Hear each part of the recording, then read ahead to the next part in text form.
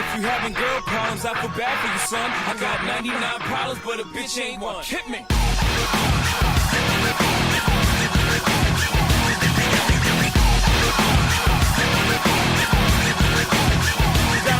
Got the rap patrol on the Gap Patrol. Foes who wanna make sure his casket's closed. Rap critics who say his money cash holes. He's from the hood, stupid. What type of facts are those? If you And good morning, everybody. This is Mike with Mornings with Mike.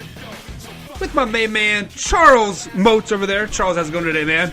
Hey, man, it's another beautiful day here in the Kentuckiana area. And guys, if you are new here, consider subscribing, liking the page, commenting, all that good stuff. But as always, we start the show off with some good news. So, Charles, hit us with some good news, man. Good news, guys. All right, so I'm one of those people that I like to give back to the community in some way, shape, or form. If I see a homeless person, I'll hand them a bottle of water. If I see some kids out with a lemonade stand, I always make sure to stop and buy at least a cup or something.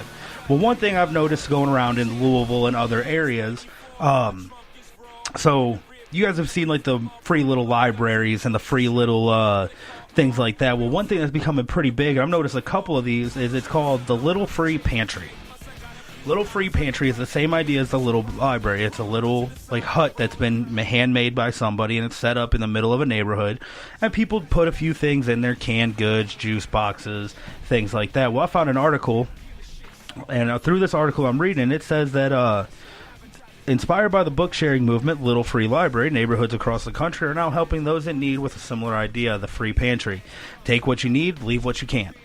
So this right here tells me that these people are taking... Maybe I had a good month. I had a couple extra hours of overtime, and maybe I got a nice scratch off with a couple $100 winner on it, and I'm going to take that money and I'm going to put it into a pantry to help my neighbors, so that way they can get what they need without actually having to ask for it, because I know that hurts a lot of people's pride. So this right here is telling me that people are helping each other anonymously by setting up these little pantries. And from some of the pictures I'm seeing, these pantries have like chips, Kool-Aid jammers, canned goods. Like the one showed a whole thing of like ravioli. Somebody went out and got a bunch of the Chef Boyardee raviolis, which I know during the summertime a lot of kids don't get a chance to eat because mom and dad's at work all the time, or they might be low on their money and stuff. So this right here is helping everybody in a community, because you know, if I'm out and you know I might not have all the food I need, I can always stop and just grab something real quick to help. But I know I need to help pay back. It's one of those ones like to take a penny, leave a penny. And I think that's pretty cool that these low-end neighborhoods are starting to do this for other people. I think that's some really good news. It's helping uplift their communities. It's helping everybody help each other. And that's what we need in times like these anymore. Yeah, definitely, man. That is some good news. 99 problems, but a bitch ain't one. If you having girl problems, I feel bad for you, son. I got 99 problems, but a bitch ain't one. Hit me. And guys, as always, we do have shirts for sale down there in the description. Feel free to help us out, because we can always use a little bit scratching on our back, because we're providing you some nice, good content here for free. So help us out. So, Charles, this is Season 3, man. Season 3. And Season 3 has been pretty good to us so far. You know, so far, yes. We're having some grand old times. But, every now and then, I like to flash back a little bit. Flashback to Season 1. Oh, God. If you guys do not remember Season 1, I was flying solo dolo. It was just me, a microphone, a little bit of green screen action, and some just pissed off rants. And quite frankly, I had the most fun that I've had in a long time, just talking to the camera, having fun with everybody out there. And Charles, one of the biggest, greatest podcasts that I did, which, like, when I say that, it has like the most views, the most talk, you know, conversations back and forth, was pissing on the toilet seat. So I worked for a company that paid you not what you were worth type thing. We were definitely underpaid, overworked type thing. When I say overworked, it's like I was overworked. I worked my ass off for that company. Everybody else kind of took advantage of it, i.e. Brandon. I'm just going to call it out right here, right as it is. But we had this special guy here. We worked nights, and I would walk into the bathroom to go take a nice big old duker about 4 o'clock in the morning because that's when the body called for it, you know? Oh, yeah. And there's always piss on the toilet seat. And like during this podcast, I'm not for sure if you ever listened to that podcast or not, but I referenced, you know, you pissing on the toilet seat is like how you take care of your house. If you want a better job, don't piss on the toilet seat, fucking flush, yada, yada, yada. So since then, I've moved up in the world. I got myself a better paying job, you know, all that good stuff. And I work with a bunch of engineers, you know, very successful doctors, PhDs, you know, all that stuff. Very, very smart people. So I walked in to this corporation thinking that, you know what, there's not going to be piss on the toilet seat. You Never. know, they're going to flush the toilet. They're going to clean up after, asking themselves, Charles, was I fucking wrong or what, dude? These are the most disgustingest, dirtiest people I've ever met in my life. So apparently, being, you know, at a lower paying job does not mean that you just don't care. It's just people in general, dude. People are fucking gross, man. So I get to work at 6 o'clock in the morning. About 7:30, nature calls. Yeah. And there's 12, 13 stalls. All of them are always full, dude. And we're having like battle shits, man. Like, someone's like, I'm like, these motherfuckers, man. Like, dude, it is some. So, like, you walk in, there's like a haze cloud just rolling out of just shit smell, right?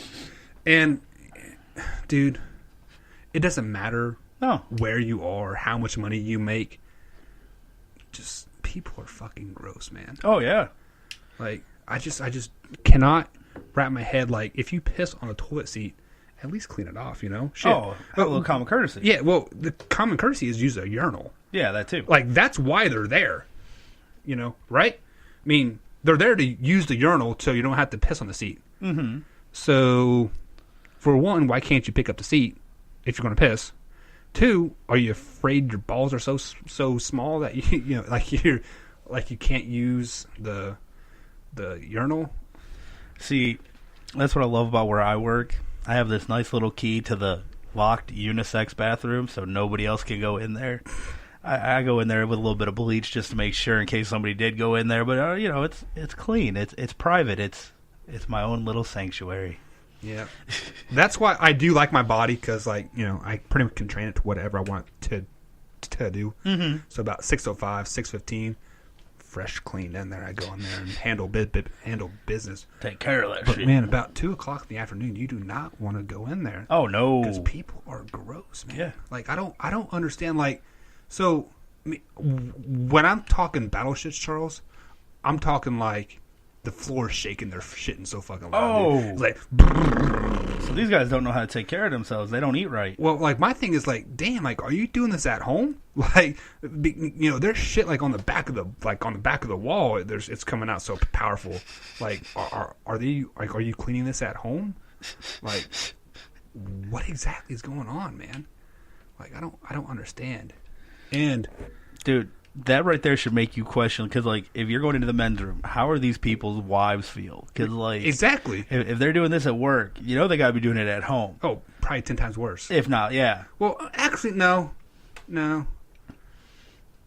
I would say they feel more relaxed at work because they know they don't have to clean up after themselves, because they know there's somebody coming to clean it up at the end of the day. Yeah.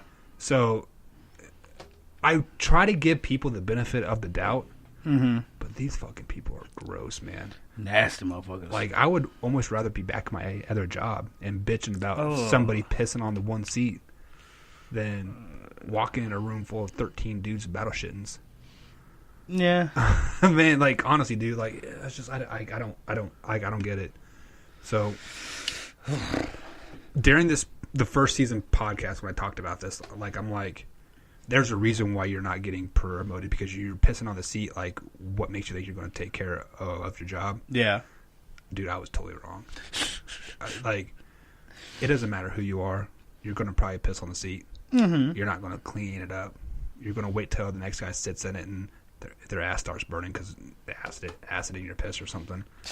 I don't know, man. It's so gross. People are disgusting. That's it for the day. Ugh. Mornings with Mike. That other nigga gotta hit me, shout it, he not out. Who set the city on fire soon as he got free? The king back now. Hold on, Have a good day, yo. At the club, strippers getting naked Bye. outside.